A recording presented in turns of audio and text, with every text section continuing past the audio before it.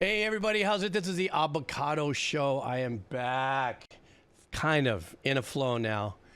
And today we're doing cheesy wheel dono catch up and everything for a few hours, and not catch up like ketchup in the hot dog ketchup, but catching up. Had a couple weeks of all kinds of crazy stuff happen, but it's all solved and all settled. And I've got my usual suspects here. Always have a really super fun community hanging out and enjoying themselves. And right now we're just going to start in really hot with about 4 donos. If you are on YouTube and you happen to catch this on YouTube, you want to play around here in the sandbox while we do this live, the Twitch link is down below. So let's just do this. So you know who that means I start with is the kebab seller. We all know the kebab seller is always coming in on the donos. He's not here with us because another part of the planet. He's probably sleeping right now. So, Kebab Seller, thank you so much for hanging in there. This one is coming to us from the category of anime. So, we're going to be doing anime first, and the name of this track is called Message from Woonan, or Woonan, and it's called One Piece. His message is, I'm sure you can only imagine the soul-touching scenes this track plays in, especially towards the later half of the track. All right, guys, here we go. From the Kebab Seller, this is from the anime One Piece, and the name of the song is Message from Woonan. Let's do this. All right.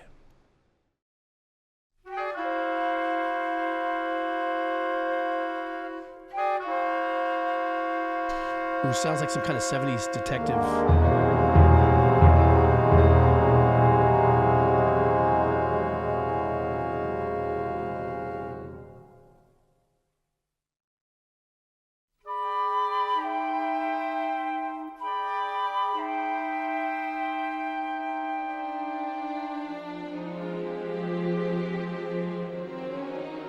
Wow, this is great. This is like some classic media composition.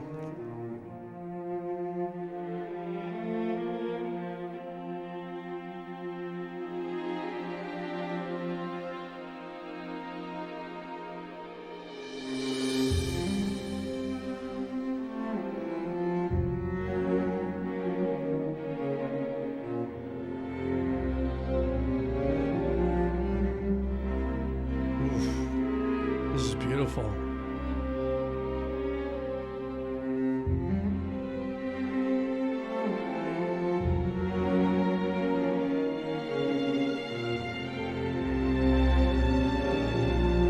Even the tone of the mix has the early sound of composition, 50s, 60s.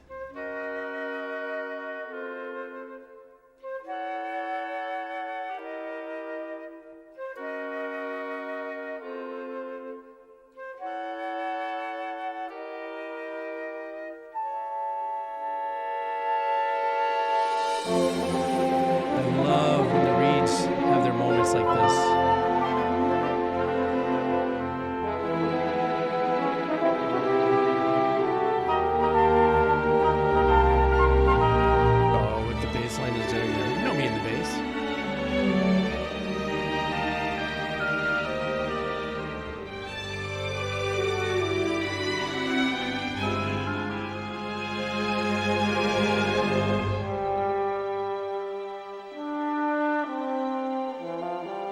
Solo French horn.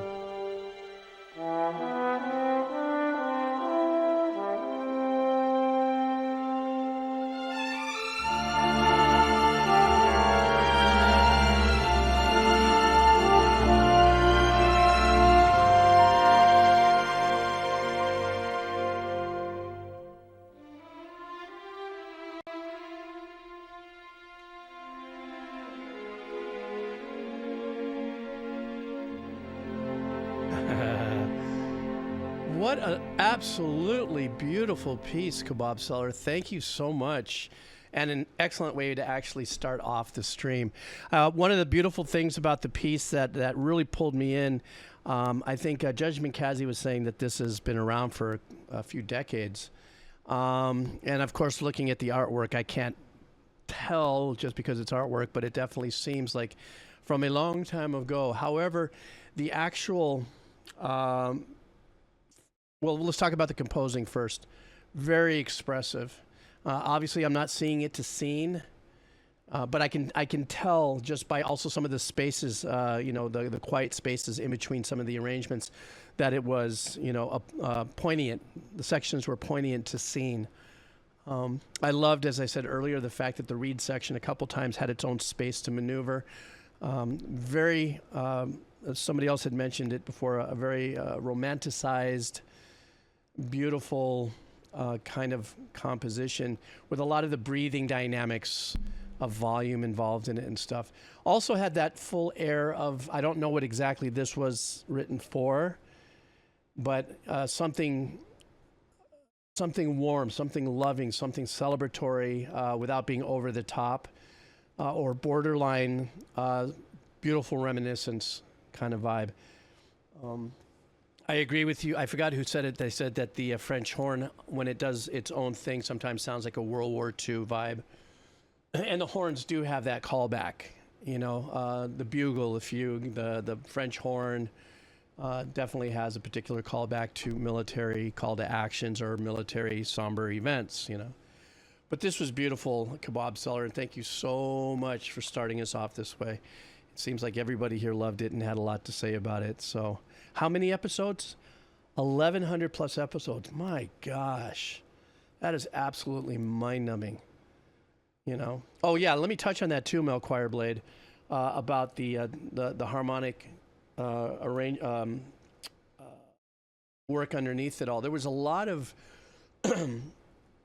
there was a lot of what I call, in my mind, when I write, a lot of times I do things by visual, and that's when lines are going up and moving up while other lines are moving downwards.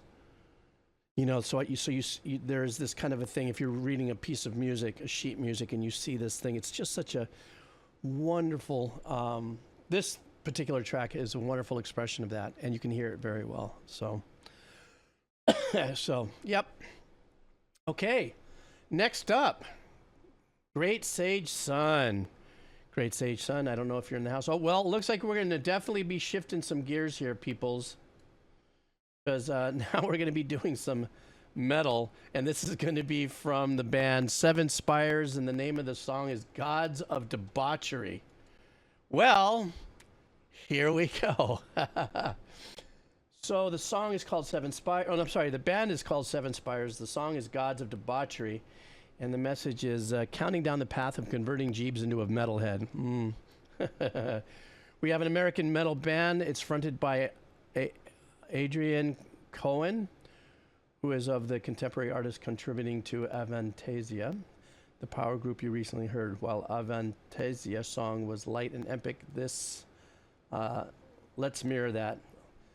So a little fitting, and it's dark and epic. So let's do that. Are you guys ready? I'm scared. No, I'm not scared. You know me. Here we go.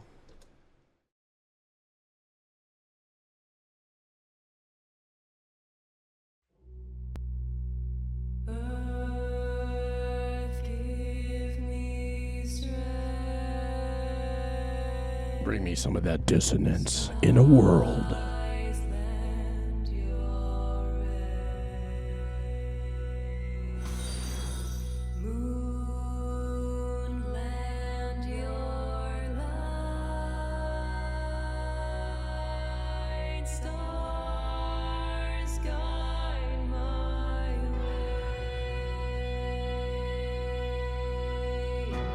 Smelling the minor third Phrygian, or a harmonic third, coming to play.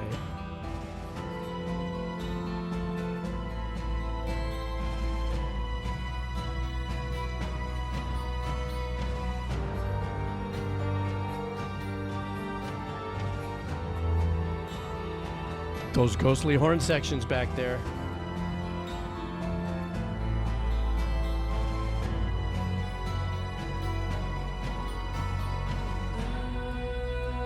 Did you hear the subtle tube bells back there as well?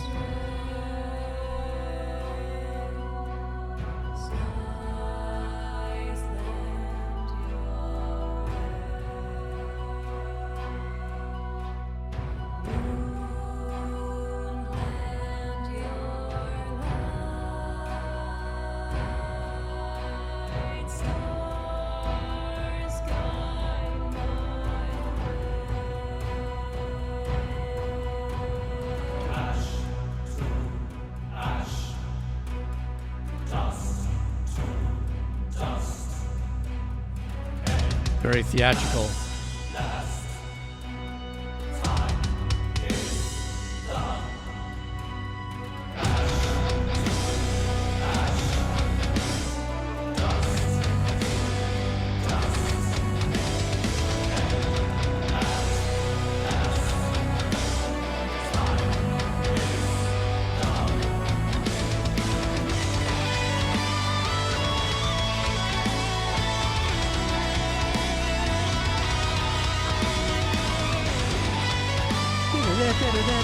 What the string's doing, or that arrangement.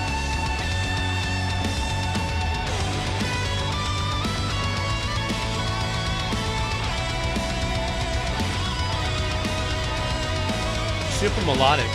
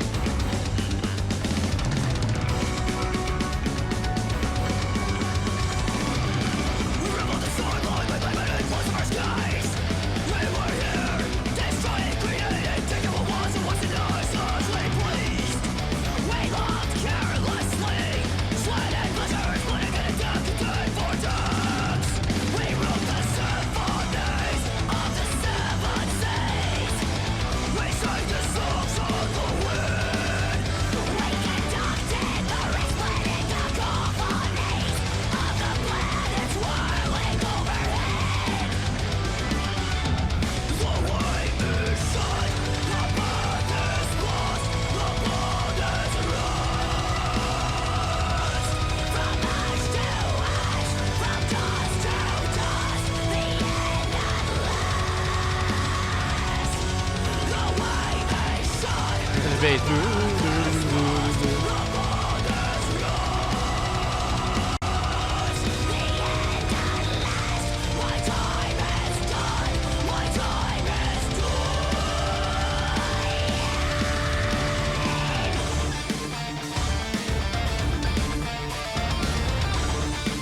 Like this section.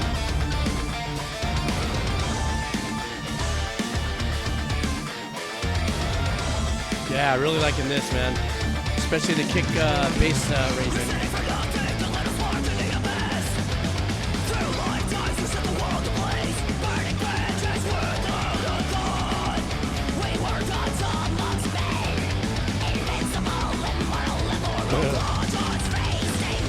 That bass sounds so good.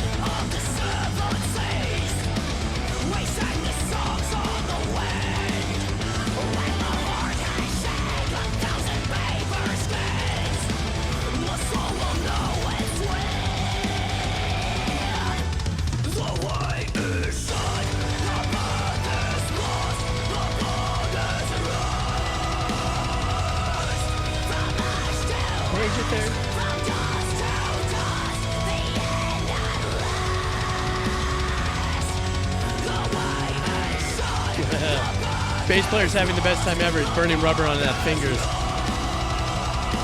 Unless he's using the pick.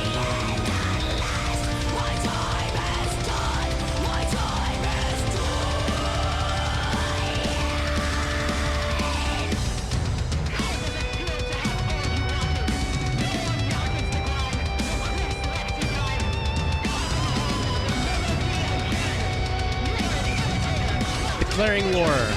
Mellow death thematics and cinematic vibes here.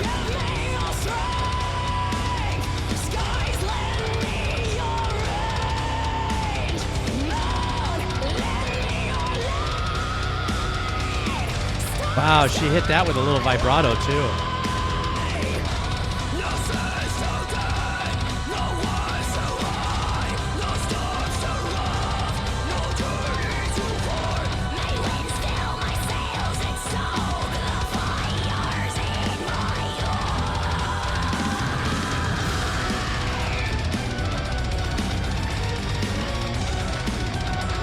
Man, these guys go double time, regular time, cut time. Now they're into cut time. I love that. Shifting that part of the arrangement back and forth is killer.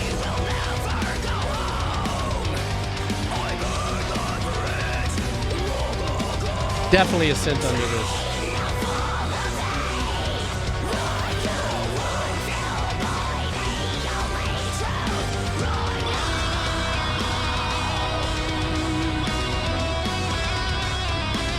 That was a little predictable.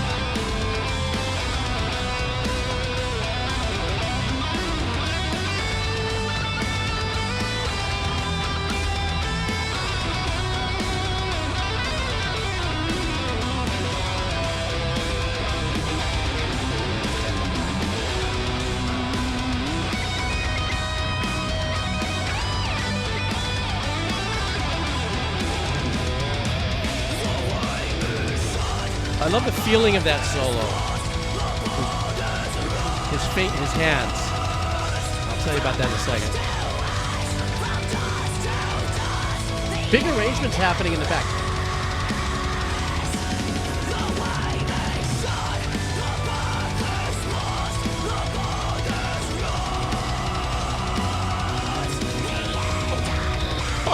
The bass. Rushing.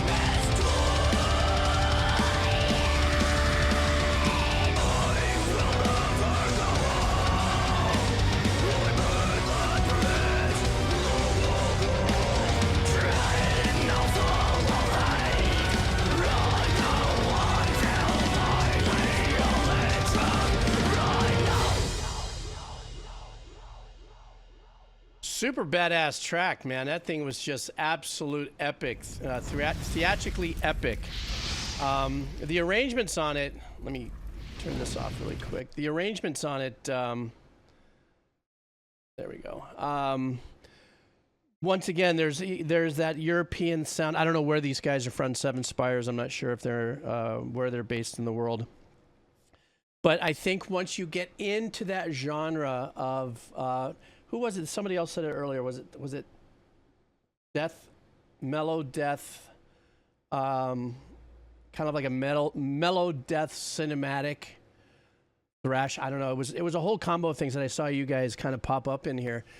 These guys did an absolutely excellent job at the whole thing. And you know what I loved about it? It didn't sound too tight. That's not a dig. It's not a dig. It's just, you know, today's music and stuff like that with a lot of the chugs, sometimes that like right on top of everything so perfect, even though the musicians are definitely a skill set to do it, I kind of like the vibe of everything. That's what I was saying about the guitar player's solo. The guitar player's solo was very well done. There were some predictable patterns that in my head I was going, okay, if I'm doing the solo, here's where I'm going. He went there, which is a fun thing. I like that. That means creatively we were kind of maybe in the same mind here, but by far he's got a bazillion times more of the skill set that I do.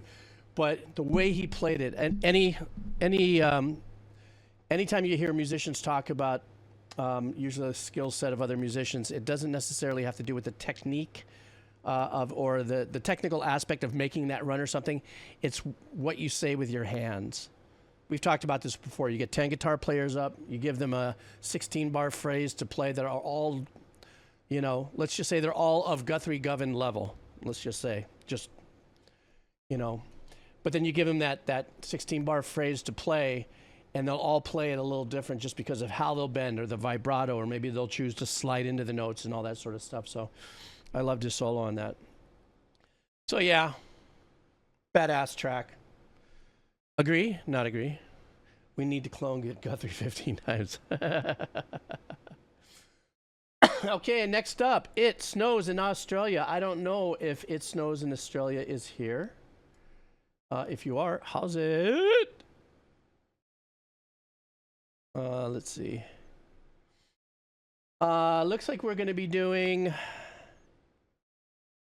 Next up here, the name of the band is Jeremy Enigk.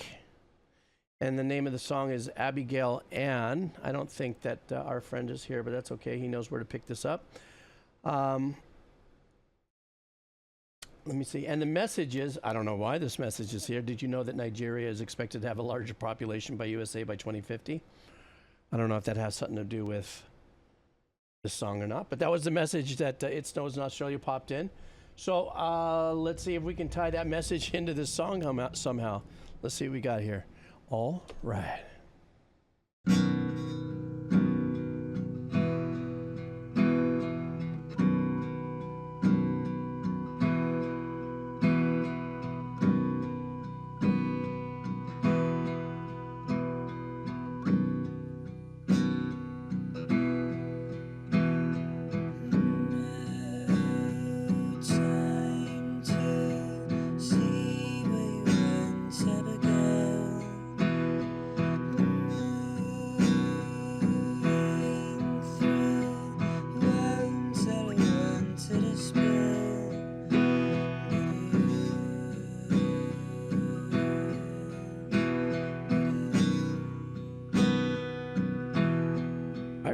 like this.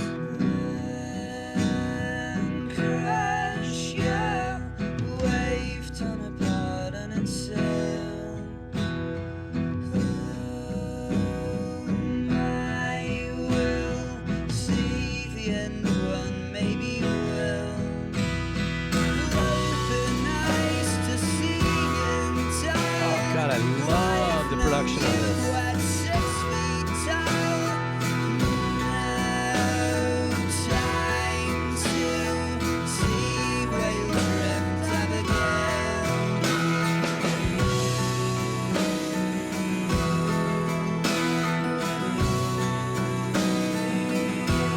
Those background vocals are part of the vocal arrangement.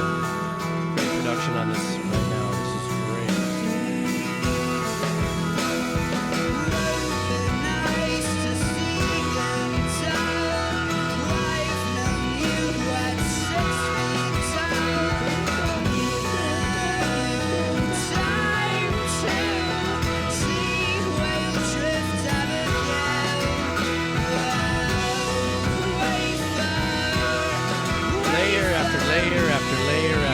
And it all makes sense.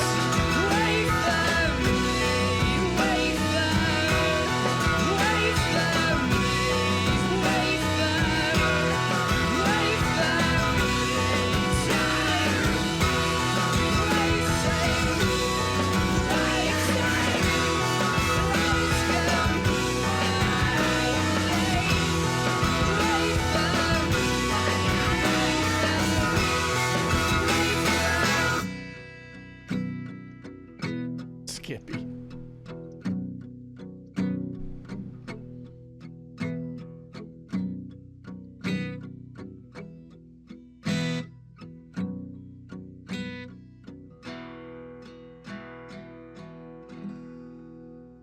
For me, the standout point here is great production, great arrangements on this. Just 2 chords, right? Dun dun dun dun dun dun dun dun dun dun. One of the things that, for me, when I'm listening to production, try to walk away with something unique about it, is it sounded like he used a guitar that could have been like a beach guitar with old strings, with like a dinged up SM 57, maybe going into like an ADAT without any kind of, preamp or, mic pre or anything. If you know what that kind of sound produces. And then as the vocals came in, it's kind of pulled back in a little bit. I'm familiar with Sunny Day because I did one of their tracks on the Composer Lounge, I believe. Is that it? What was it called? Sunny Day of... I forget. Sorry, my bad. But with each little arrangement, this is what production is to me, is it's not... Okay, there's arrangements, and then there's production points. Sunny Day Real Estate, thank you. That's the one. So in other words, each one of these arrangements came in, dun, dun, and then dun, dun, dun, dun, dun, another arrangement, dun, dun, dun, dun, another arrangement, and then the vocals, another arrangement. But it's the production points are how you have these little sounds that are like kind of decorating and sprinkling throughout the song.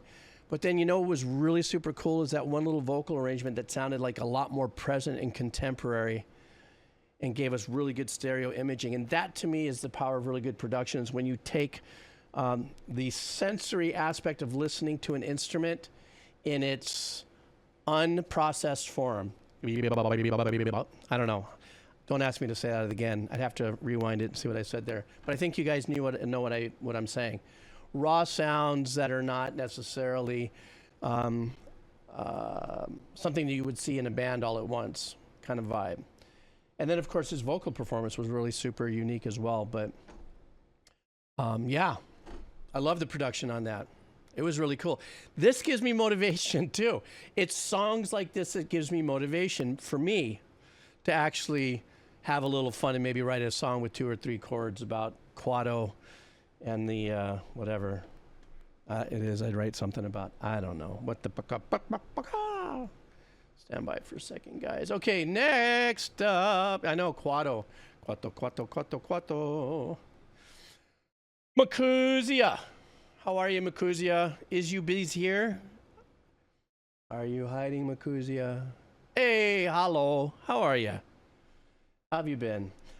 By the way, I also want to let you know while I got a few folks here on the stream, tomorrow, I don't know how I let them talk me into it, but 1 a.m. in the mods, we're going to be doing a Minecraft war of sorts. I don't know.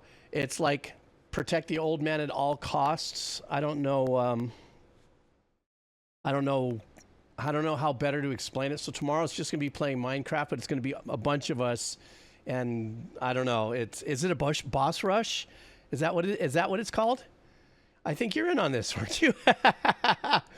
So I don't know. Tomorrow's just going to be some kind of, you know, or am I the boss? You got to beat me up or something? I don't know.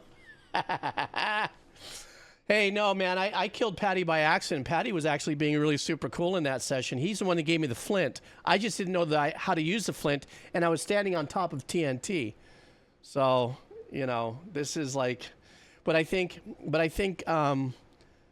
they said they got to equip me. I don't know, with the cape or the helmet or I have no idea. I think there's going to be multiple Jeeves deaths. I have no idea. I'm excited though. I'm just going to be a full goob noob in the whole thing. So, yeah, Ender Dragon too. Yeah, I recognize that. So, anyhow, yeah, I'm gonna. No, you're not deceased forever, Patty Cakes. What are you crazy? All right. I just wanted to let you know that's what's going to be tomorrow. No music tomorrow. We're just going to be doing this whole Minecraft thing for a couple hours. I have no idea how it's going to turn out. So, okay, Makuzia, back to Makuzia. I'm sorry, I just started something and I went I went all Sandlot on it. Makuzia, we're going back into anime. First of all, Makuzia, thank you very much. Mahalo, very kind of you on your dono. The name of the anime is called Toradora. And the name of the track is Lost My Pieces. And so have you guys ever heard of Toradora? I'm sure you guys, I mean, all you guys do speak the same kind of language of anime and video games. I'm the one that doesn't know anything about nothing. Let's go. Toradora the Explorer.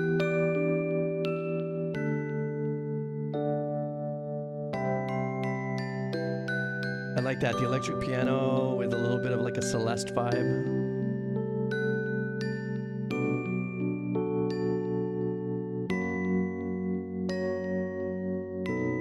Yeah, you're right, sappy romantic kind of vibe. This is pretty.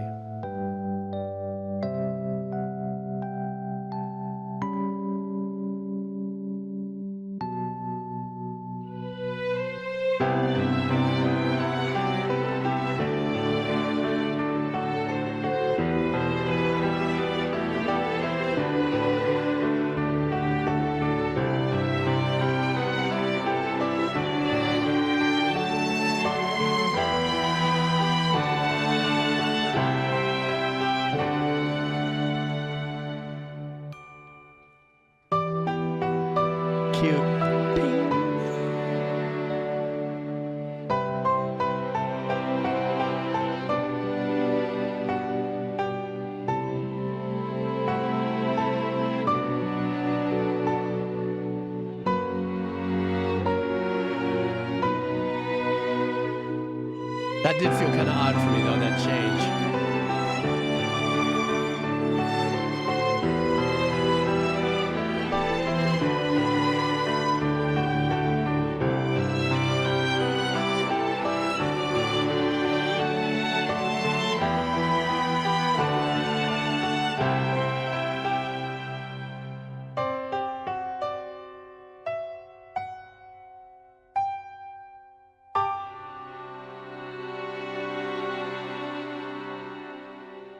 Oh, that was great. That last little part of the arrangement just hanging out kind of unresolved. Da, da. It didn't go da.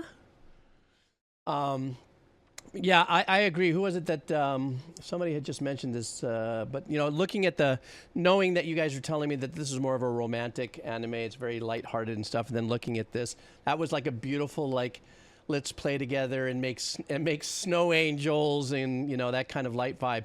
And when I say light vibe, it wasn't, you know, a big section of strings and stuff. It was sounded like a really small little, like maybe 4 and 4 or something like that, maybe 4 and 8. But the cuteness and the prettiness of it. Shit, somebody's gonna screenshot that. I get one of the mods. That's it, I'm roasted. By opening with a very kind of shiny electric piano vibe, not a traditional, but more of a pop, like D50 style, you know, electric piano vibe, and then the addition melodically with like a Celeste style a bell melody on top of it, gave it a little bit of like a toy box vibe, something like that. Yeah, you're right, Social or SoCal. There was a couple chord changes that even, I don't know if you got, I saw my face kind of tweaked about it. I was like, I'm into the love and the flow of it, and it was like a little bit of like a, oh, you tested positive kind of vibe.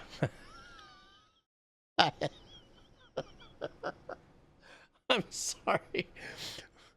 But it gave me that kind of like, you know, where's that, you know, what was, it was like, why put that chord in there? It was like a moment of, you know, I don't know. The unhinged thing, I guess. I just snorted. Job opening. Anyhow, I suck. That's why you guys come here and watch me just make fail epic one after another. But I really, really enjoyed the arrangement, and I enjoyed the chill of it, you know. Very nice, very subtle, Makuzia. And Makuzia, is this something that you watch all the time? Is this a legacy anime for you? Oh, Double A just popped in.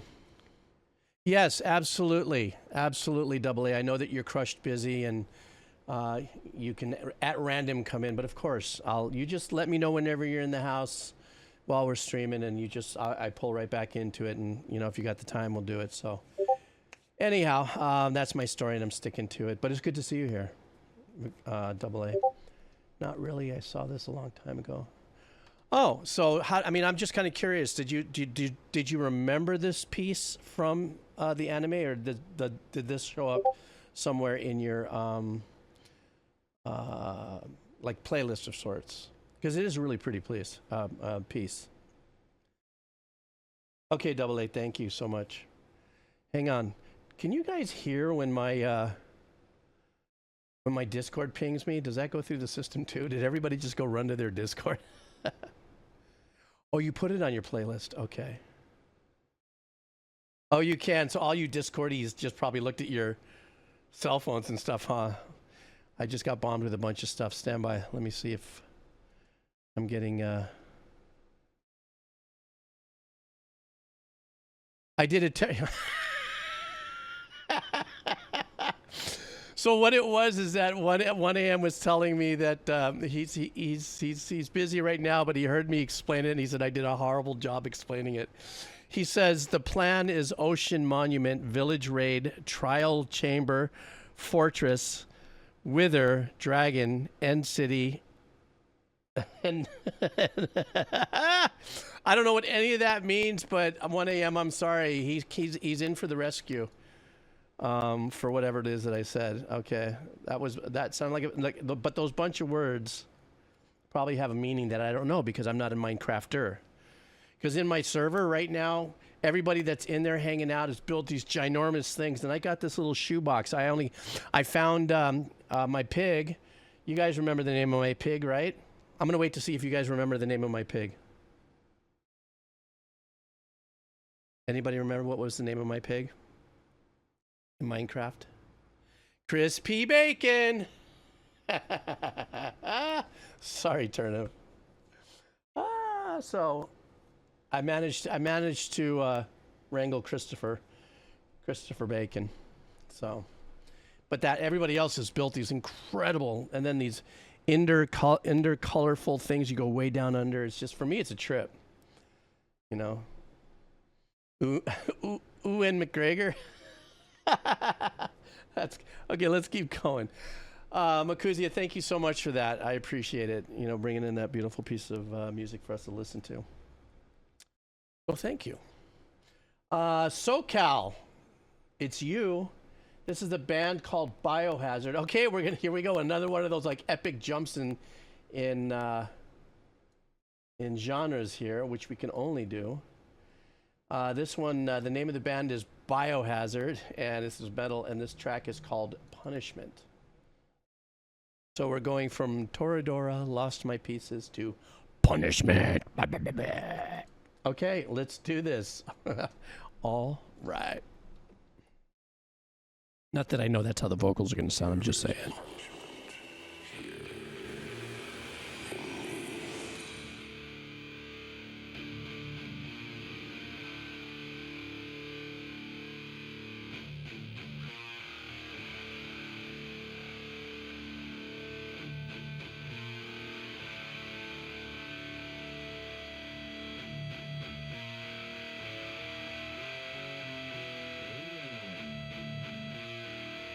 I do recognize the name, though, as a metal band.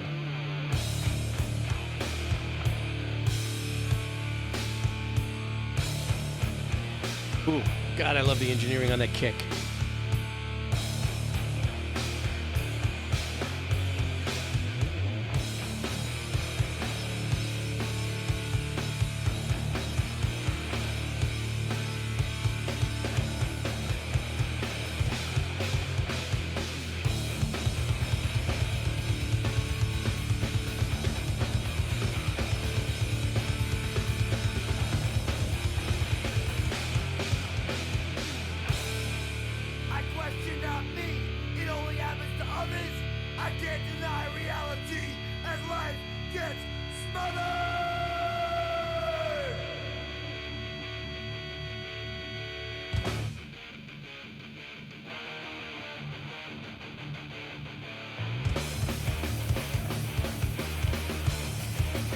Wow, man, this is some great engineering going on here.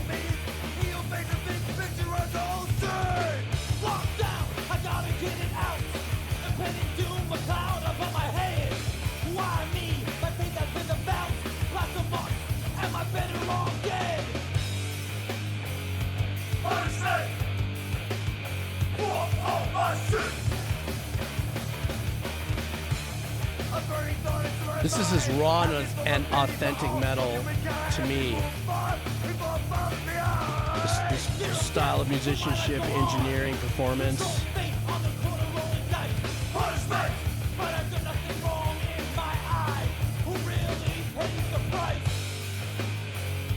I'm just saying it's like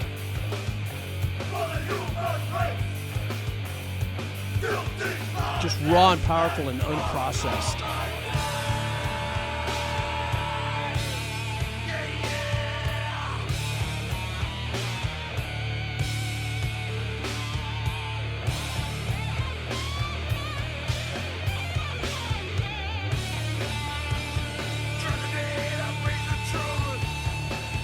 Oh, those poor dogs. They were like, fuck!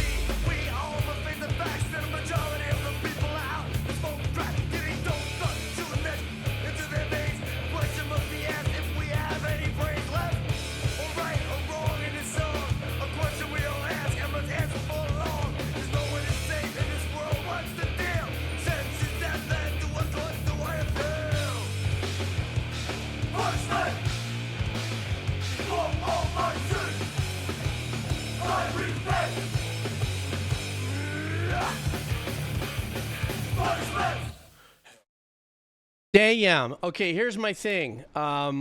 First of all, like I had said earlier, whoops, there we go. It just, the sound of it was as raw and authentic as it gets. You know, when I listen to music, you know, there's no processing outside of perhaps maybe a little compression and stuff going on in there, trickery or anything. It was on raw power, raw performance. Dare I say, when I was watching them and listening to their messaging and everything, that I don't know if I'm going to make a fool of myself, but maybe a metal version of Cypress Hill. Maybe. I don't know. I just, for some reason, I got that vibe. Maybe it was the video and the style of the video, but as authentic as like the Cypress Hill, you know, vibe as what they did, and owned it authentically. This is what I caught from this band and performance. Oh, it's from the same era. Okay, SB. So I loved it. I loved too. And there was a couple of cut time stuff that went down in there that just was so juicy and so raw and just so elbow into the throat. So that was a super, super good call there. Stand by for 1 second. I want to make sure that I want to turn my volume down a little bit here. All right. Okay. Okay, so first of all, Double A did pop back in, and he's here for a moment, so I'm going to go back and we're going to do Double A's track. And then I'm going to do one more dono, and then I'm going to do a run of cheesy wheelie cheese, okay? So for those of you who are hanging out for Wheel of Cheese, a couple more donos, and we're going right into it. Let's all say hi to Double A, though. Double A is has been crazy, crazy busy. He's always one of our, not only one of the mods here, but one of our usual suspects and makes this community flourish, as well as we all do with all of our crazy personalities that we bring into it. So, no, Ziggy, actually, your request is going to come in about the second one down. No, actually, yours is right after this, so stand by. Okay, so Double A wants us to listen to, oh, well, might as well stick to the same theme as some metal. So the name of the track here is After the Burial, I think is the name of the band. Let me get a quick check here. Yeah, the band is After the Burial. The name of the song is Aspiration. So let's get after this. Let's do this. Double A, thank you so much for dropping by and saying hi and all the fun stuff that you do in between your crazy, busy, wonderful life. This is for you. He brings it into the community. Guys, we're doing some metal. Get your C collar on, because might be some headbanging. Let's go. All right.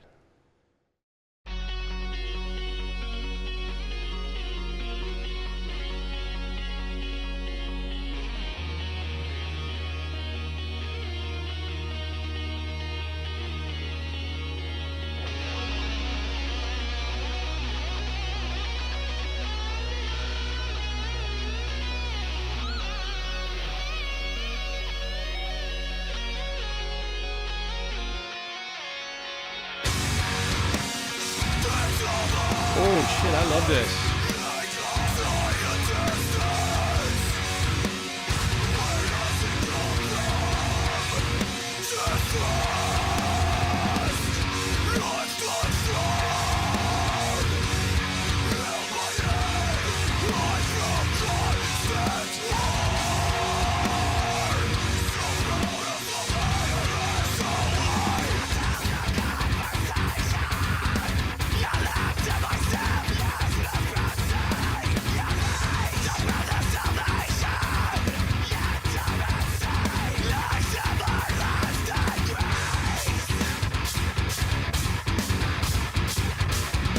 Ooh, damn. Sometimes I wonder if this is like Morse code. What are they really saying here?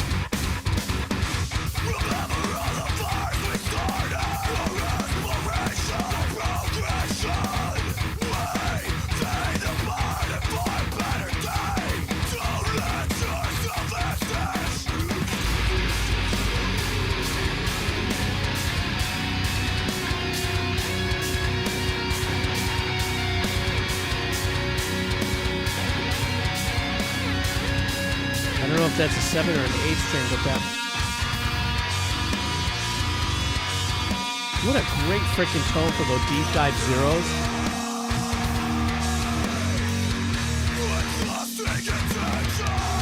Yeah, Panda, very genty.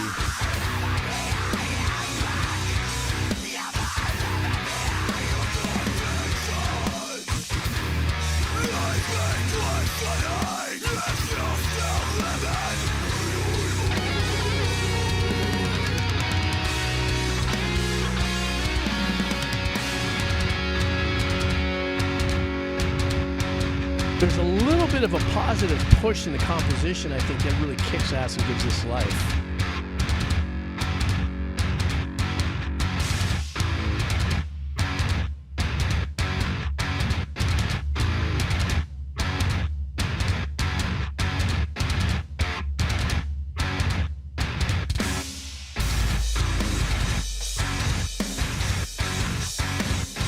Cymbals sound fantastic.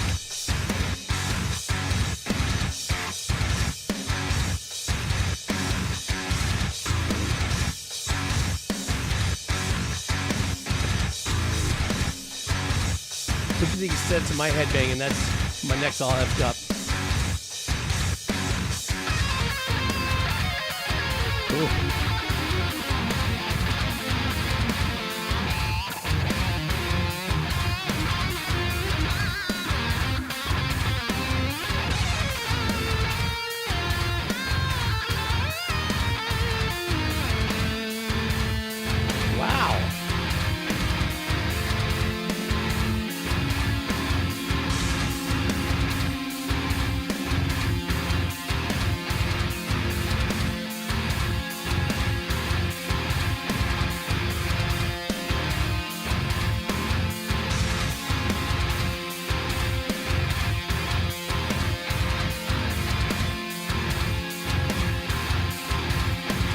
Thank God for that hi-hat. Keeping us all straight. Now he just went into the cymbals. What a great track. I think I may have heard them once before, but this without a doubt was really eye-opening or ear-opening to me because they did play on the lighter side of some of the chord changes there. Kind of a little bit, like I said, there's a little bit of a burst of positivity. You know, and I'm writing a piece right now. It's really funny, based on music, but based on some, changes I'm making in my life on my other channel called The Positive Wave Writer, which is called Positivity Doesn't Mean That It's Passivity. Okay, that's a woo-woo title for this thing that I'm writing, and I'm going to do, a video on. But this is a great example of what I mean by that kind of energy. That you could still implement something as positive, like a major chord, like that could be your lead foot, but it doesn't mean that you're passive about it. And what I mean by that is that kind of chord change that was very unique in such a genty, spacey kind of vibe. And that being said, that genty, spacey kind of vibe is what just sucked me right in. The very beginning, the very first 8 bars of that kind of pulled me in, and then they maintain that as they come in with the people's elbow, but then once they start getting into the second syncopated vibe, I'm going, I wonder if any band that's like very riff oriented had ever written anything that is like a Morse code, like they used to spin records backwards, and Freddy's a devil, Freddy's a devil, or something like that. Wouldn't it be funny, or maybe we don't know this, or maybe it's out there like an Oogie Boogie conspiracy or something, that some, full-on metalcore or genty or some kind of, Meshuggah style band has actually written a track where the riffs actually spell out something in Morse code. I'm sure it's already happened before, but that's just what it, just kind of, kind of thing. Anyhow, I love the track Double A. Jeez, you bring that stuff into the house, and I'm like, oh, good, look.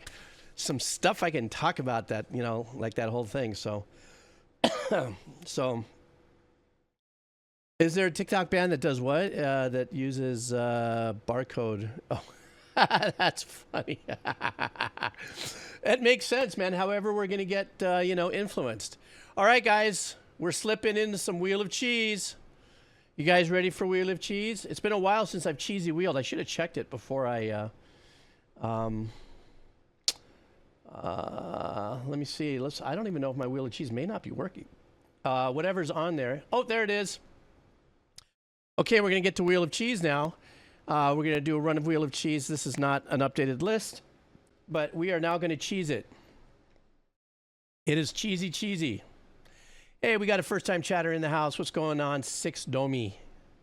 How's it? Everybody say hi to our buddy that came out of the Lurkerville, came in and said aloha. Okay, let's start off with some new viewers. since we only have probably, I don't know, I think we've got about 20 or 30 people in the chat, 40 maybe, something like that. So let's see if we have some new viewer submissions here on the Wheel of Cheese. And let me set this up here and let's see. Look at that, guys. We only have five people in the newbie Wheel of Cheese. So let's see. Chocolate Treats there. Flaming Go Dude is there. Panda Cry is in there. I don't know. And who else is in there? Let's just spin it. Let's see who wins. Let's go.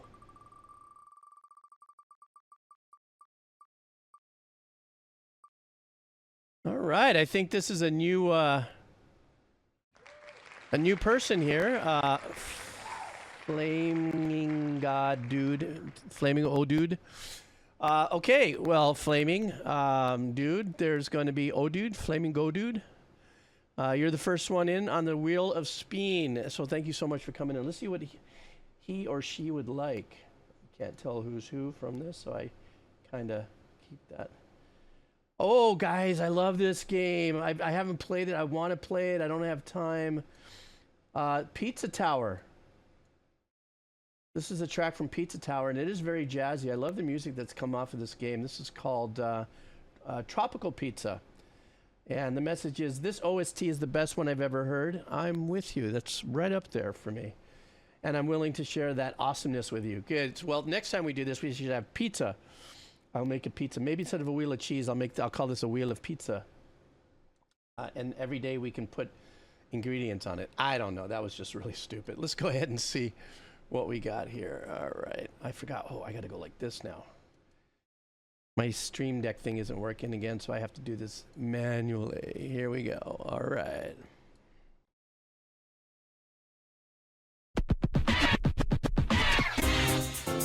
I was about to say that was some Run DMC vibe there. Judgment, I'm jealous.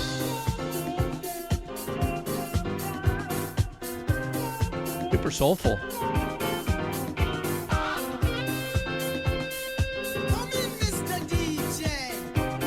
But that guitar kind of had a Santana vibe, didn't it? Just that one note.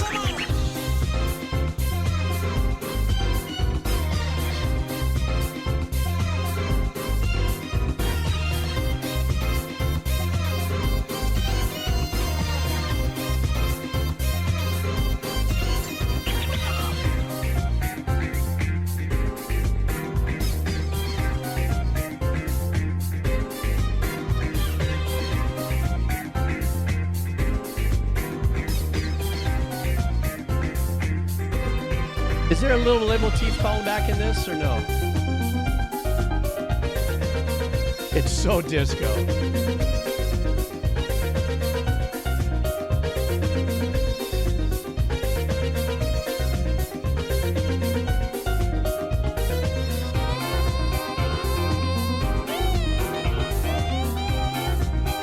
What a great track for gameplay, too. Because as I recall, this is a platformer, right?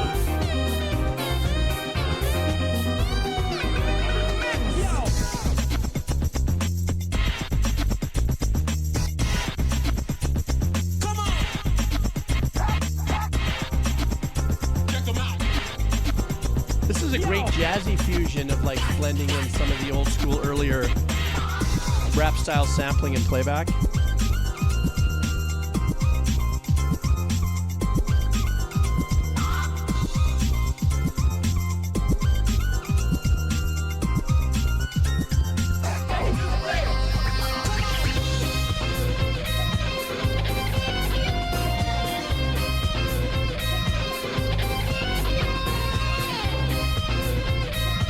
I love what the bass is doing, walking it down.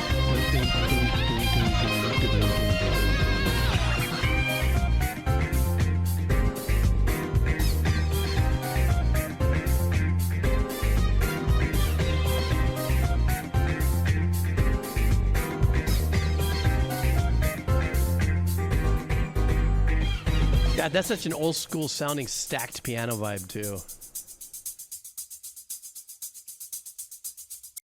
Okay, that was it.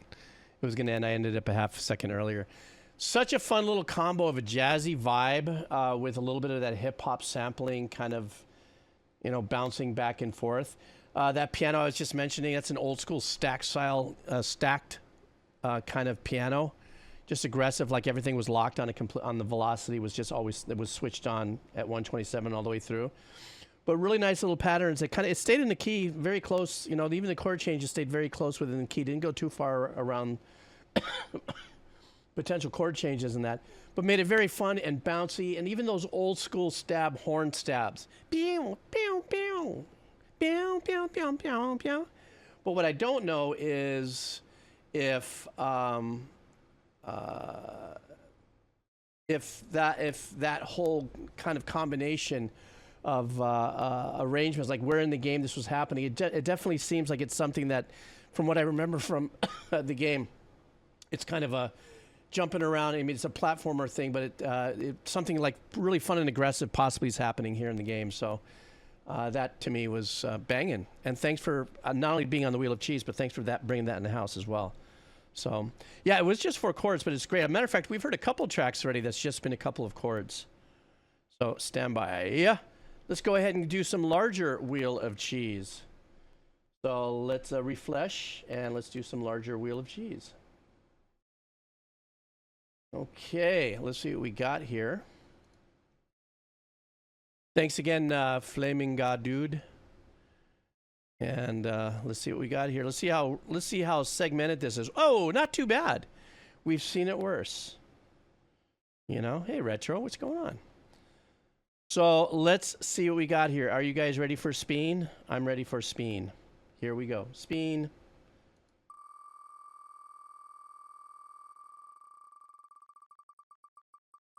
Who can it be? Oh, no, no, no, no, no. Oh! Guess who? You know, it's legit, man. Nobody has control over this wheel, man. I know a lot of people say, inside job. No, no, no. Anyhow, guys, so Turnip Trader won. But really quick, guys, you know, all of my mods do what they do because the community is what it is. But Turnip is the one that saves my ass every time on that YouTube channel.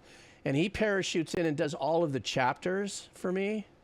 So you guys got to just, while I'm looking up his song, you got to give him the super big, you know, mahalo, because that makes such a difference because we do so much music here. So it's Turnip that's doing all those chapters that's there. So give him a mahalo really quick while I look up what Turnip is going to have us check here.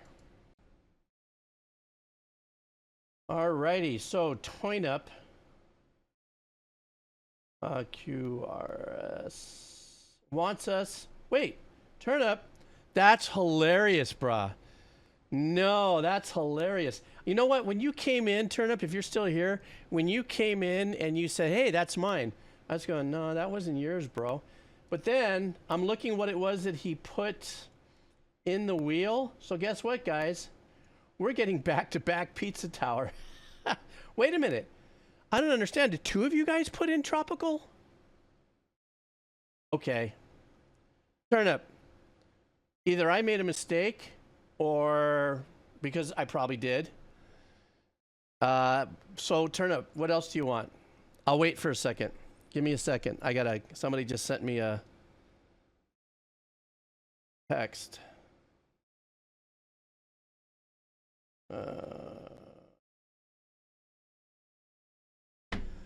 What are the chances? Okay, well, okay, where's Turnip? I don't know where Turnip is.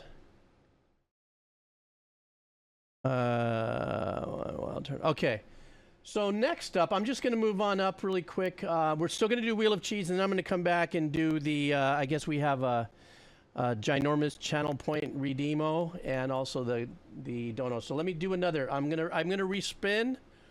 Turnip is definitely in for a listen, but let's just go ahead and continue and respin until Turnip bounces in for another track. What are the chances? What are the chances? Okay, are you guys ready? Let's go. Let's see who wins now.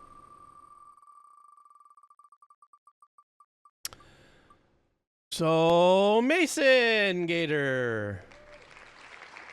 Mason Gator. Let's go.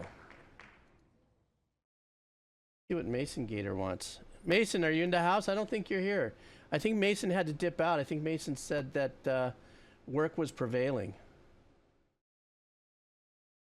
Oops, hang on for a second. Oh, I did this all wrong. Stand by. Like that's an expected thing anyhow, that I'm going to do that wrong. Oh, Mason says, can't chat, but hope you enjoy. Okay. Got you, Mason. Don't want you to get in trouble if you're at work. The name of this track is called...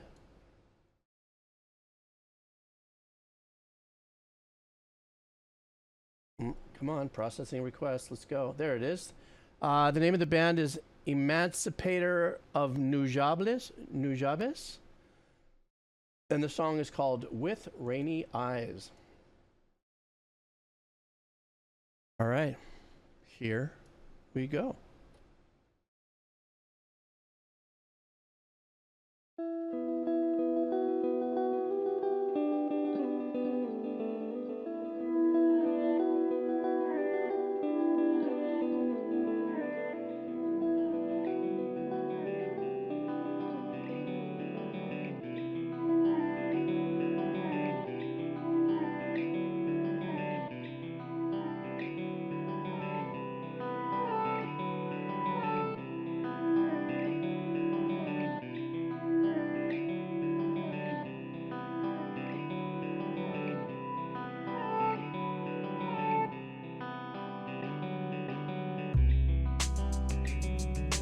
Wow, what a great bass sound. You hear it stereo?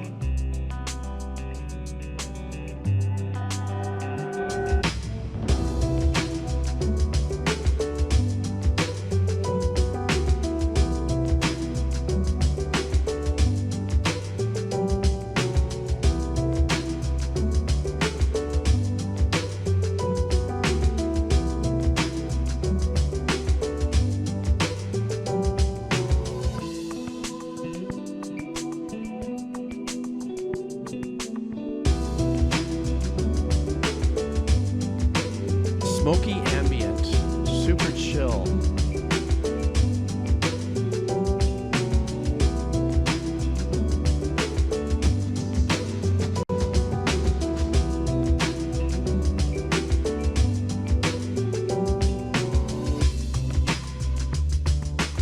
It's like a wispy floating vibe.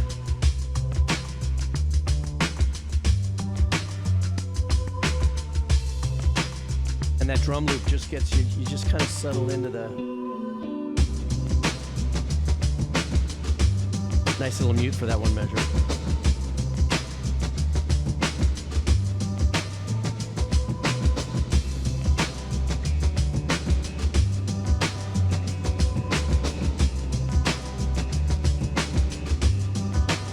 Can you hear the spring reverb on the snare? Oh, it's gone now.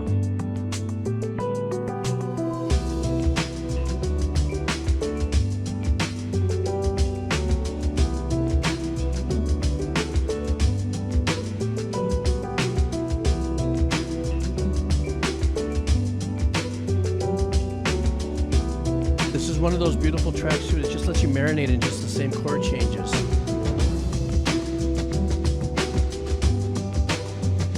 It's speaking a sensibility to you of kindness and chill and just glide.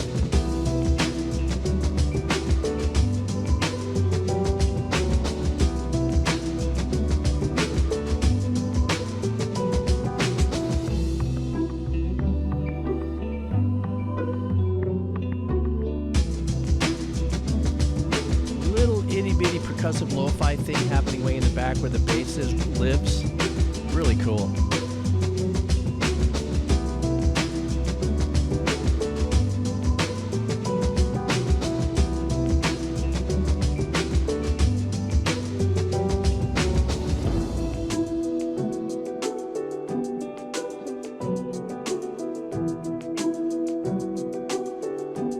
You know how I love when they peel back the layers and they give you an opportunity to hear what's going on in the back?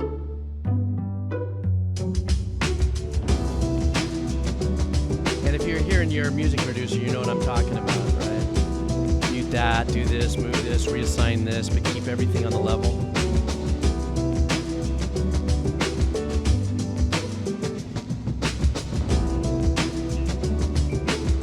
I agree with you, molecular shadow.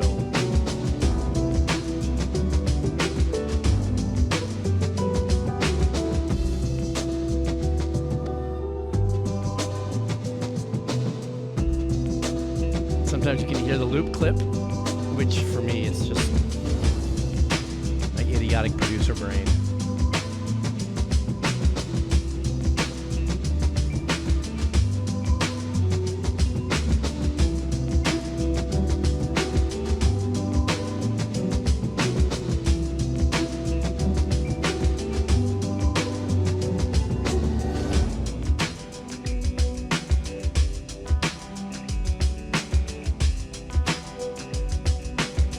Even that drum loop is just a classic, you know what I'm saying? You know, one of the things that, when talking about that drum loop, you know, the lo-fi rage that we've been kind of experiencing in the music world, maybe in the last 15 years, I'd say, with a lot of lo-fi music, you know, has to do with really rolling off the high ends and really kind of making it sound warm and just very unique techniques of making it low fidelity, lo-fi. Where hi-fi would be just, you know, tones across the board. Everything is nice and. But really, now, you guys can help me on this. This is just my opinion, but I'm thinking that a lot of the original sound for that lo-fi vibe did come from some of the old school hip hop loops in my listening path. Like when I listen to that, if you listen to that loop again, that to me was like the embryonic beginnings. Let's say of maybe the unwritten rule of a lo-fi production, you know, because it sounded dusty. It sounds like, you know, I remember when I was doing work in the 90s, you know, and people would ask me, like libraries, if I could write stuff like in the 80s, and what I would do is add a record scratch sound to it, you know, and then really roll off, you know, from like 8,000 and just really do a big slope, you know, and just really cap that. But I love that. And this whole thing was that perfect vibe of just chill and let it just stretch your peacefulness, if that's a thing. Chill out, just stretch your peacefulness and just let it glide. So, yeah, fully dug that. Turnip. What, did I say something wrong? Again, did I do something? I don't know. Turnip, oh, that, yeah, no, yeah, what do you want, Turnip? You got to get something. I don't know if I played yours or not, or something weird happened. But, by the way, Lisa, did I not say hi to you? I'm sorry if I didn't. I want to say hi to you. I don't know if I did, therefore I shall. Or did I blow it and maybe pick the wrong one, Turnip? Could that have been it? Because me make a mistake? Never. All right, another Wheel of Cheese run. And let me get... let's get ourselves into Wheel of Cheesy newbie doobies. Newbie doobies. Ugh, wow, look at that, guys. These are the new folks who are hovering. Once again, only 5 here. I did refresh. Are you ready? Let's go. Vote for your color. Okay, it looks like a Chocodile treat. Is that it? Oh my gosh. You guys have no idea how that profile name right now just took me to nostalgia land. Do you guys remember the Chocodile cupcakes? Or they're like Twinkies that were actually dipped in chocolate, except it was like it was like a regular white cake in the middle and stuff. You guys remember that, the Chocodile? Oh my gosh, they were the best. And when I was a kid, before I'd go surfing, I'd get a bag of red hot pork rinds, a Chocodile, and a little thing of chocolate milk, and I'd down that before I'd paddle out. Oh my God, they were so good. They were called Chocodiles. I swear to God, if you look it up right now on the Google, you know, you guys are all Zoomers. That's okay. I'm a boomer. I'm gonna tell you about the toxicities I would put in my body before I'd go surfing. That's all right.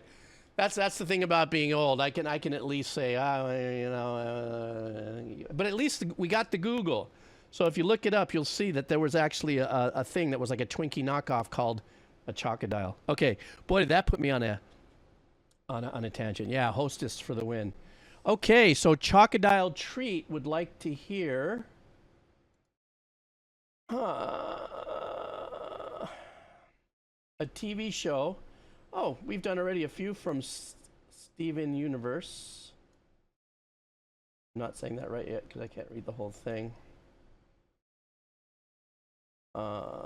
Whoops, hang on. Did I fudge up? No, here we go. Steven Universe. And this one is called Drift Away. Is the name of the song. It's Steven Universe, the movie. And this is a Rebecca Sugar demo. So I don't know if this has like the same kind of backstory. Like I think we did one where like her dad released a demo or something or put it online, but has quickly become I love her voice, is what I'm saying. Let's do this. All right. 1, 2, 3, 4, 5, 6.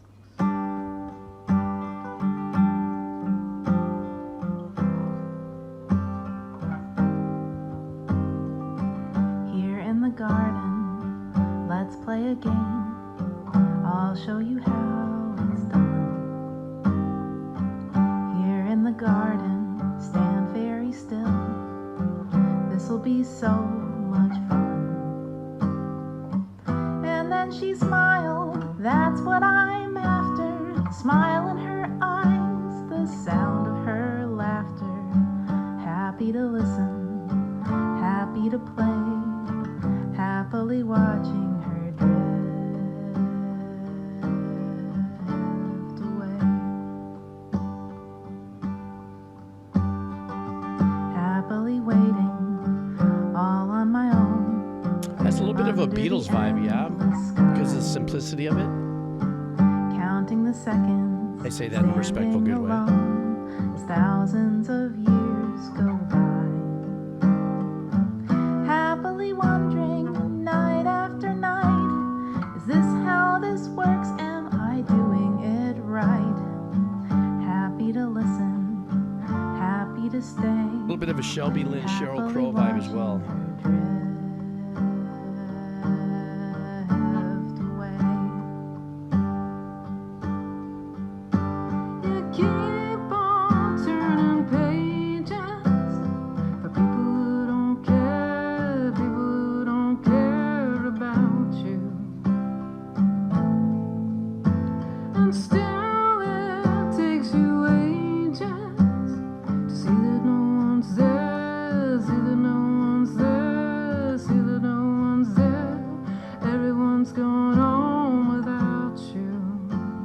The fact that this is a one mic recording and it sounds still fabulous. Finally news about how the story ends. She doesn't exist now, survived by her son and all of her brand new friends. Isn't that lovely? Isn't that cool? And isn't that cruel? And aren't I a fool to have happily listened? Happy to stay, happily watching her drift away.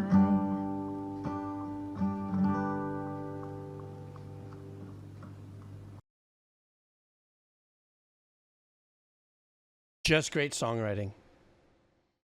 That's all there is to say about that. You know what I'm saying? If that was a demo, I mean, it's released. I don't know what the essence is of releasing this and from whom this is. I don't know who the name of the profile individual is, or you know, if it was, like I heard before, I think her father had released some other demos or something of that nature, or if this was actually released in of itself as a single. I don't know, but it was just a great song. Seriously, you could release this, right? And just put it on a playlist. It doesn't need to be mastered. It doesn't need to be polished up. You know, maybe make it a little brighter, make it a little this, maybe make it a little... It was just a great piece of music. And it was just so well crafted that it only needed to be a little under 3 minutes. You know what I'm saying? There was a lot of great songs that also happened in the 50s and the 60s that were under, you know, 2.5 minutes and such. So, but her voice is just phenomenal. I'm such a freaking fan. There's no two ways about it. You know, just wonderful. All right, I'm going to go to 5 more donos, take a break, then come back and do Wheel of Cheese and donos, you know. I don't have to, I just got a text, and my buddy's not going to be here until 4:45, 5 o'clock-ish, so we're good.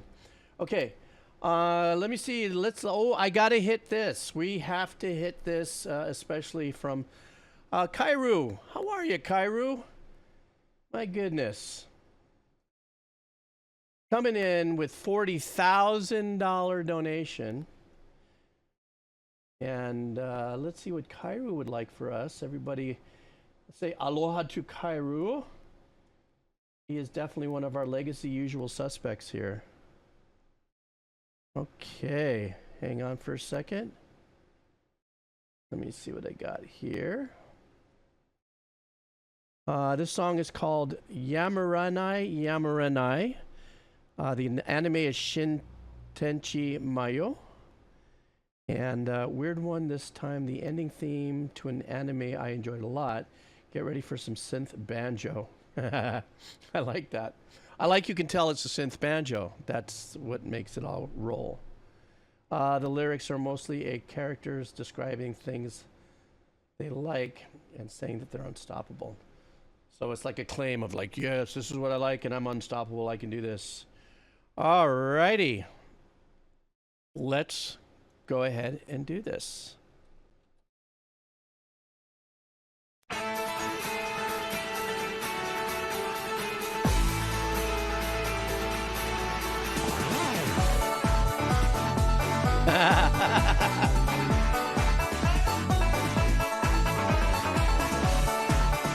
I'm sorry, but listen to that wop, wop, wop bass.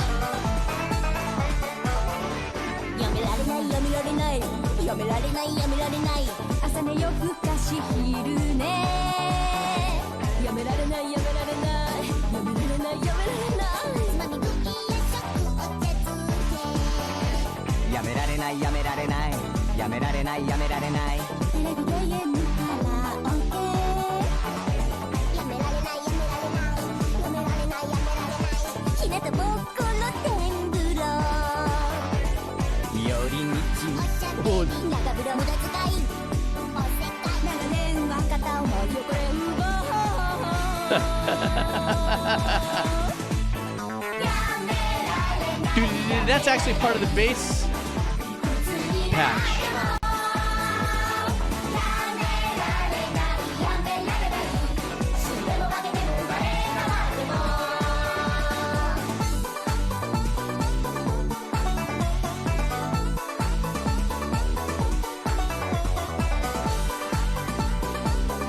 Kairu, is this like a through theme style of arrangements through this?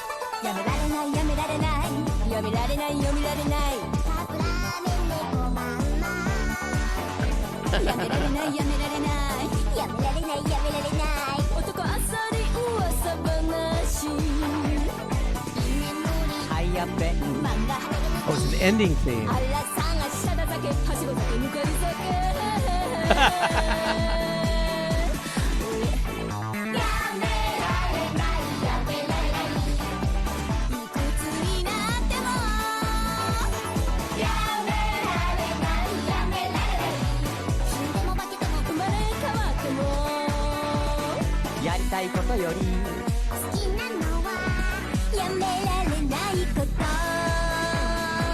Funny turnaround.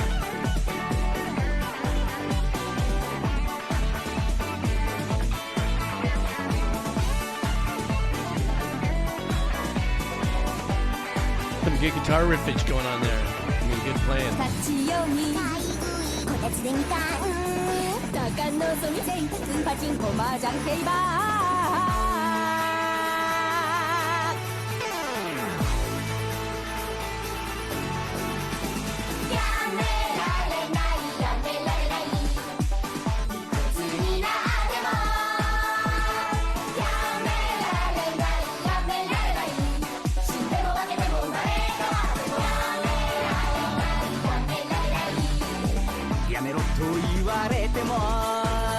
I guess maybe these are all the characters singing.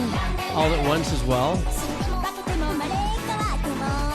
Because they kind of trading off.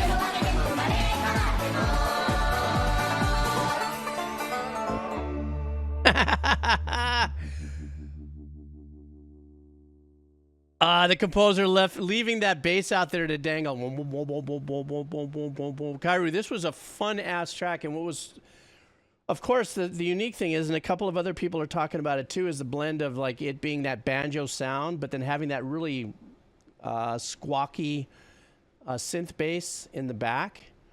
Because the rest of the instrumentation was pretty straightforward, you know. There was a couple guitar overdubs and stuff, and also when that little guitar lead kind of came in on the left, pretty authentic bluesgrass kind of vibe. But it was really a super unique blend with the banjo and the bottom end and the bass.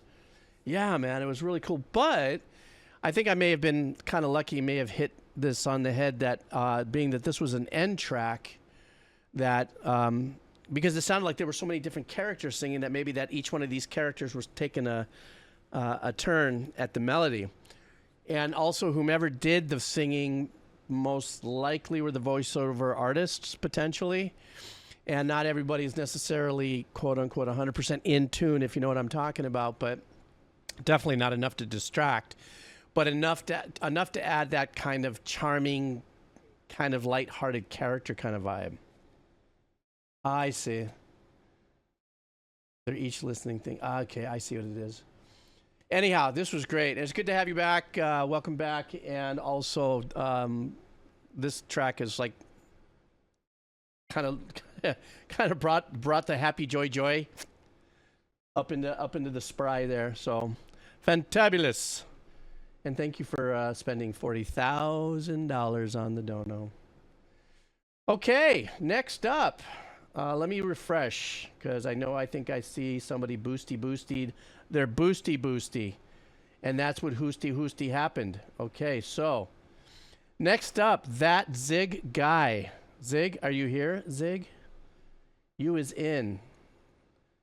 This is a band called the Zenith Passage.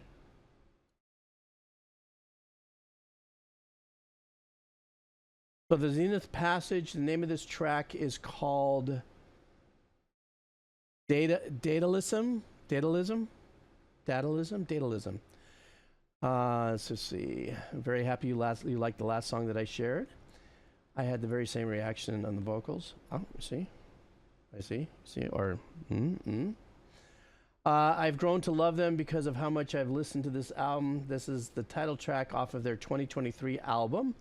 Easily my album of the year. Saw them in Nashville with Rivers of Nihil. I always get that wrong. Earlier in the year, and they were incredible. All right, we're bringing back into the house that Ziggy guy. Let's do this. And let's see what we got going on. All right.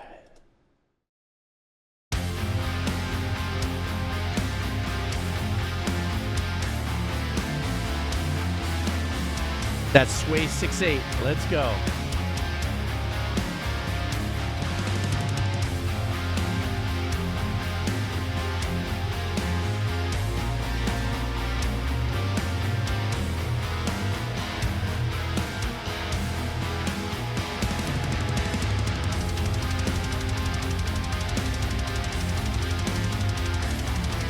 Yeah, I can see how this opens up for Rivers of Neo, the same kind of... I like the pad in the background they're holding out.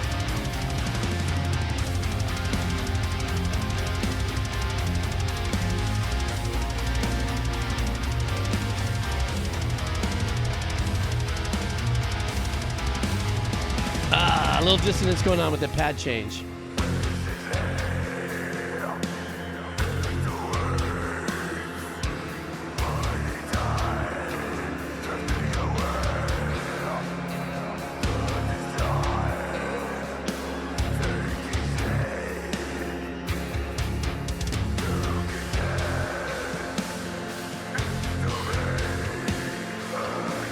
Loving the spaciness of the production on this.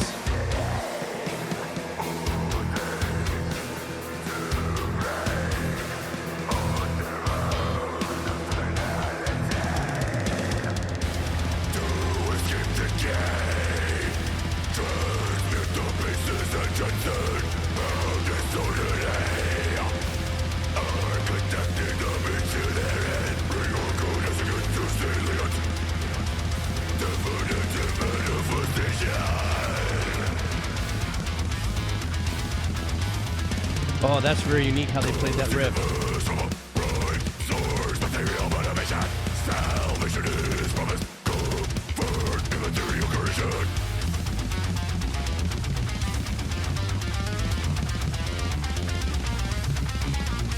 Man, that's some fretboard parkour.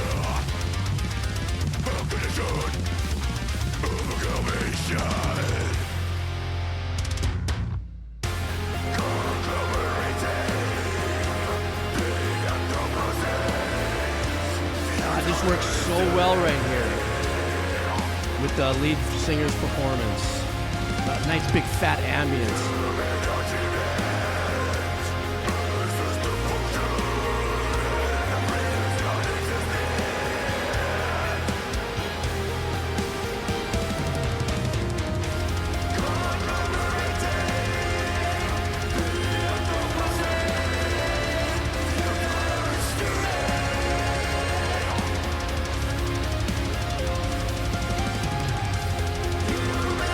I love that pattern that's happening back there in the old school synth vibe.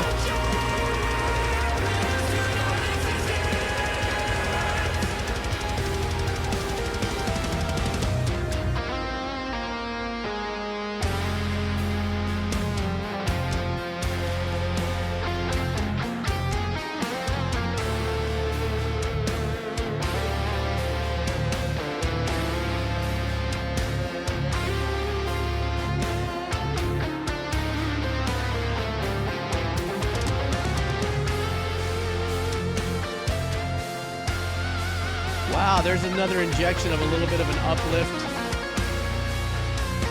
Oh, this section's great.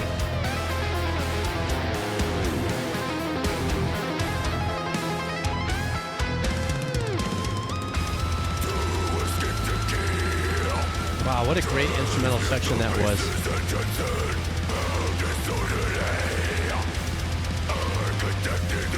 I totally agree, Panda.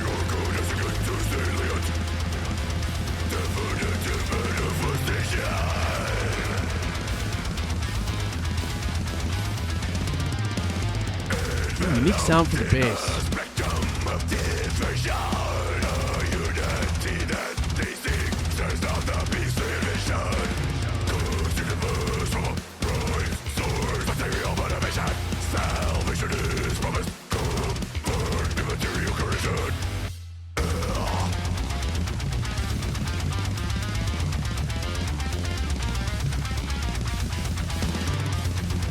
The bass is right on top of this, man. It's sick.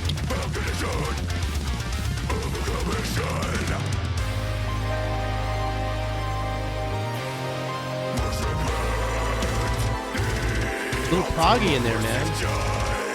This is great.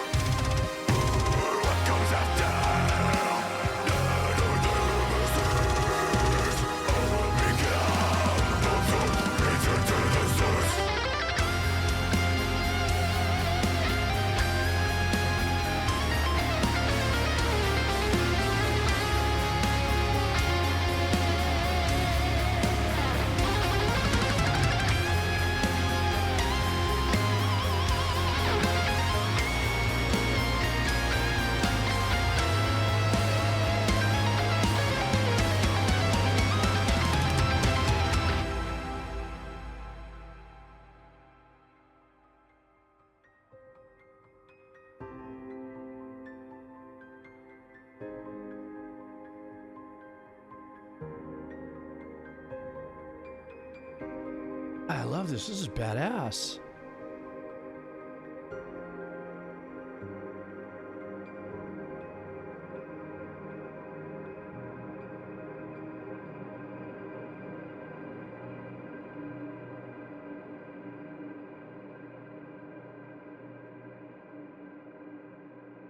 You know, it's funny, Zig, that you say that, you know, about the guy working in a machine shop.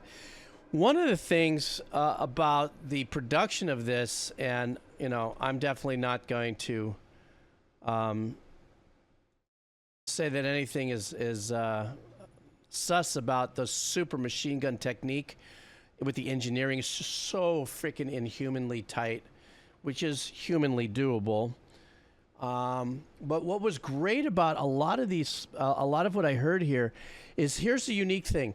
By virtue of that kind of production where all those it had such these minute spaces of sterile clean sections, you know, whether they were just tailed off or whatever it is, in a very weird way, when they came in with that heavier synth pad work, it really cut across really well without having to take away from the authenticity of the power of what the musicians were getting across with the track.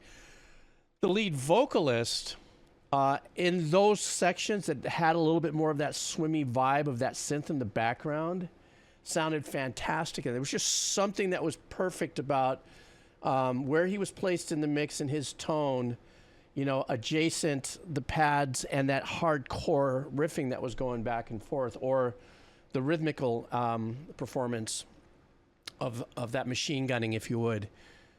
And then to even add it, to end it this way, you know, with that really nice spacey kind of ambient tail off, that to me is a group that has their head wrapped around the importance of a journey.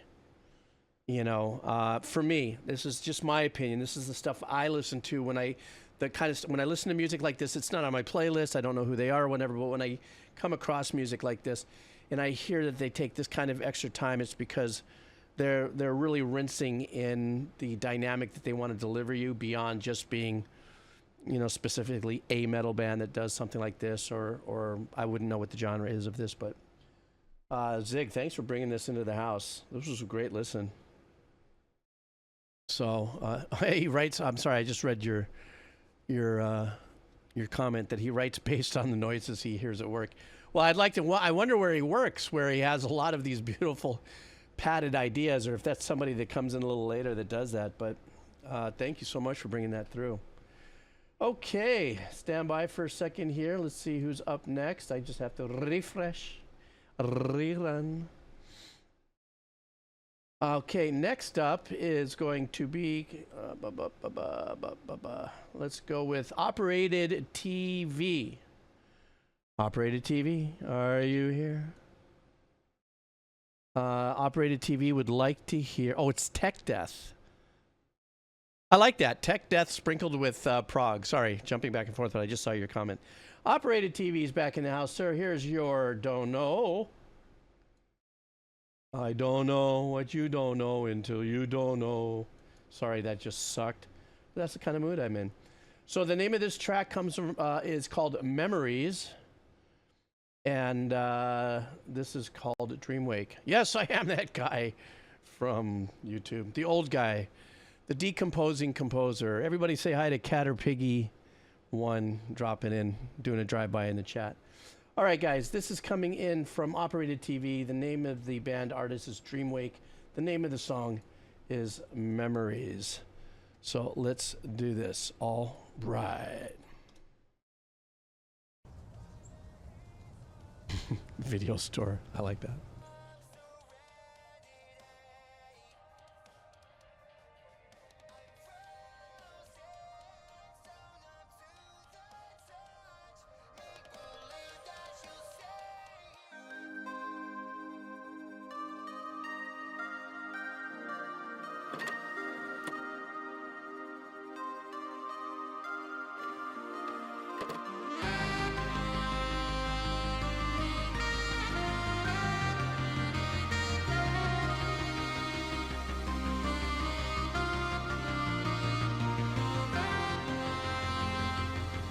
Almost like it's going to give us this 80s kind of MTV beginning of a movie vibe. Oh, I'm wrong. But that's the vibe I got there. God, I'm so jealous of that guitar sound.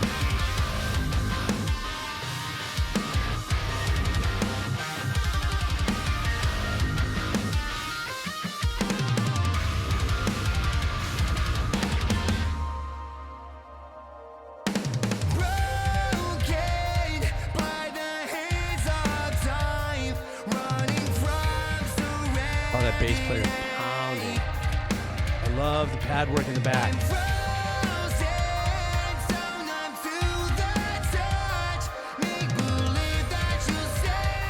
Guy's got a great voice. Sounds like there's a little bit of a sidechain effect on it. And the drummer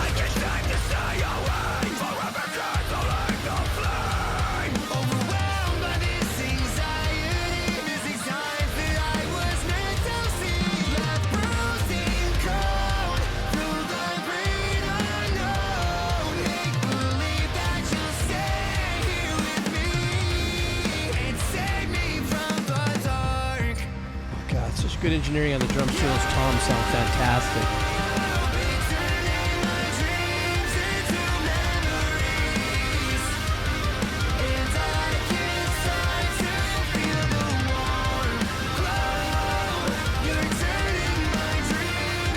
A constant arpeggiation with the tapping.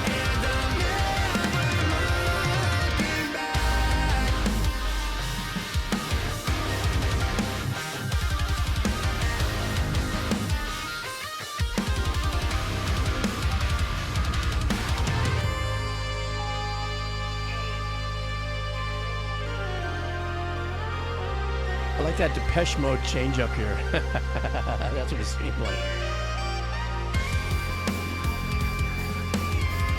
God, this drummer's crushing.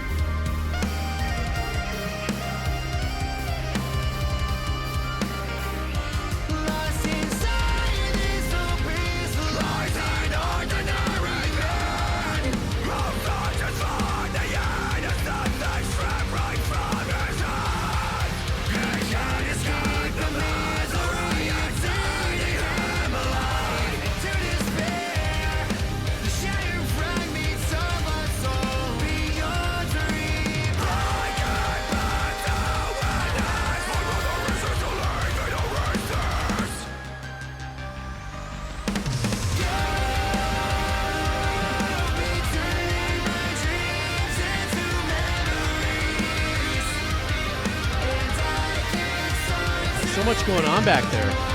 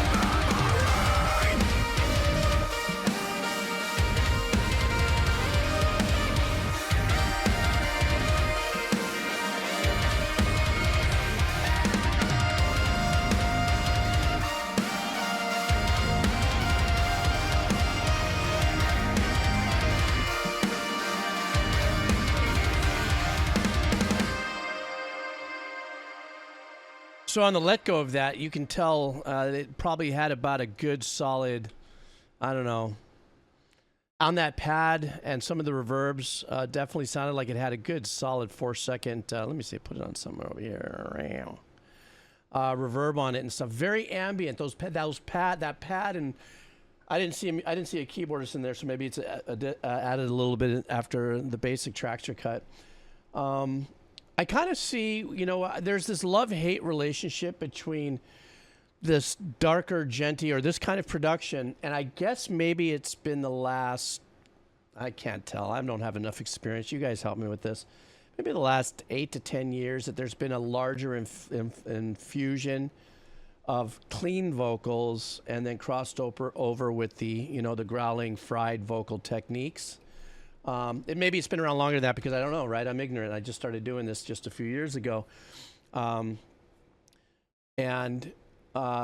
I know there's this little love-hate relationship between the two, that you're either in it to win it, you know, with the darker rip vocals, or, you know, you like this comboing. One of the things that I noticed about, this was released 8 months ago, so I want to say at least within the production of the last few years, and I'm not going to say that I know what happened in engineering and stuff, but there are a lot of things out there that you could feed the line through, and it automatically will harmonize out, you know, and how you want to manipulate it through a module and stuff like that. It's not a bad thing. These are tools that come to us as composers that help us do things that otherwise may not have the opportunity, or it's a byproduct of a particular sound that is just happening. So, for instance, when the big what's the name of the vocal plugin that does the pitch correct plugins, that at first was kind of but then all of a sudden the technique of using pitch correct so that you can get this unique cut bouncy part of a melody became part of the sound of a genre, meaning like, yeah, you could tell that so-and-so could sing absolutely perfectly, but they actually used the plugin because it's become part of the technique in production, you know. So once again, I'm not going to say that this guy didn't record, you know, 12 layers of vocals and, you know, and they didn't just cut and paste and move it forward. But I think it has to do with the sounds that are changing now in production. And I think one of the things that I've started noticing that I'm kind of wondering what's going to happen, you know, in the future is that a lot, you know what happens? Something sounds really good, then a lot of other bands start to cop the vibes to that, you know, as a growth process. Some of it is chasing the tail of like what's new and what sounds great. Oh, if it sounds like this, if they're doing it, we should try it, or whatever the case is. But with technology blooming the way it is, engineers doing what they do, along with these incredible musicians. And then just to close this off with this band, let's talk about incredible musicians. Each one of these guys were freaking smoking in there. The arpeggiations going around the back. The drummer was just as rude as possible, killing it. Great bass playing, but then again, there was another little bass line happening back there that was synthy. I don't know if you saw me pop a little bit. I went, ooh, ooh, ooh, ooh, like right there. But it definitely swam in a very ambient metal kind of vibe, you know? So I dug the track. I thought the track was really musical and the hook was really powerful. But I'm sorry I went a little long on diving in on that thought on the technical aspect of it. Because, you know, that's just what happens. You get new toys, you open up that, and then, you know, sometimes it's used or overused or whatever the case is. Anyhow, I hope I didn't overblow that too much.